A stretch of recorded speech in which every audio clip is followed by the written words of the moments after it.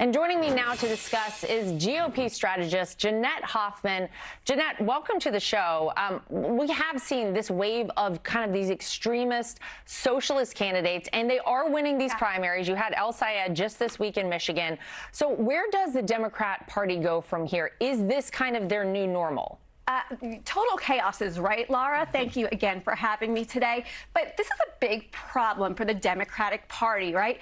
Michigan, let's talk about Michigan. It is a swing state. President Trump won that state in 2024. So someone like el-Sayed, who claims he's not DSA, we'll call him DSA adjacent, who embraces defunding the police, abolishing borders, abolishing ICE, all these radical things, and not to mention the just history of anti-Semitism in his campaign with Hassan Piker, his general spokesperson practically. These are problems for middle-class, normal, blue-collar Democrats in Michigan, right? I don't think they're going to be on board with el-Sayed, and I think that's a real opportunity for the Republican candidate, Mike Rogers. Well, let's talk about that, because the truth is that, while el-Sayed says he's not part of the DSA, he does have basically the same talking points and platform as them. As you said, Medicare for all, abolishing ICE. He's very anti-Israel. This could actually, if Republicans play this right, be beneficial to them if they act accordingly.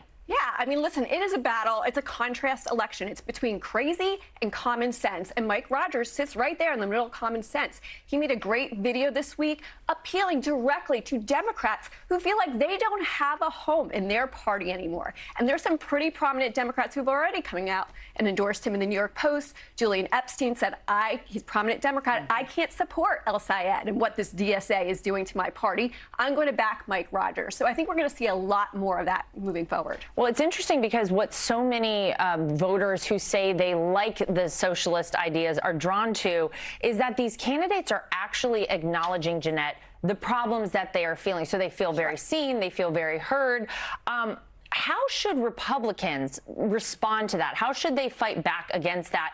It's not going to be enough, I don't think, as we head forward, just saying, oh, well, socialism is bad, right? Right. And you are right. These DSA candidates are talking about things that sound appealing to people who don't know the roots of socialism and that they won't work, right? Public grocery stores, Medicare for all these free things. When people can't afford things, free stuff sounds like a good idea, but really free stuff is going to cost you. So the challenge for Republicans is to also come up with solutions. Medicare for all is dangerous. It will kick 66% of Americans off of their private health care. It will result in long lines. You want to have your health care decided by the MVC clerk. Go to Medicare for all. But Republicans have to come up with a plan for affordable health care, and they need to contrast those two different solutions. Yeah, I think the key here is continuing to acknowledge that there are problems out there that people are facing, and then talk about why our solutions are so much better on the Republican side. Yeah. You had Chuck Schumer, though, backing Haley Stevens, who lost against el-Sayed. When Democratic leadership can't actually deliver victories for these preferred candidates, how much of a problem is that going to be for them, especially when you contrast that with President Trump, who had this 98% success rate so far? Right. We know there's unity on the Republican side, but there's no unity on the Democratic side.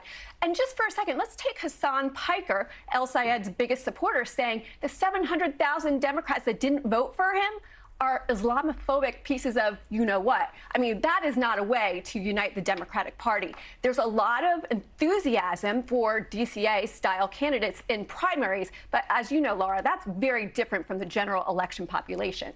So if you could come back and talk to us about all of this as we get closer to the midterms, we'd love to always get your take. Jeanette, thank you so much for being with us. Thank you so much for having me. Be sure to like and subscribe for all the Fox News latest on YouTube, and catch full shows streaming now on Fox One.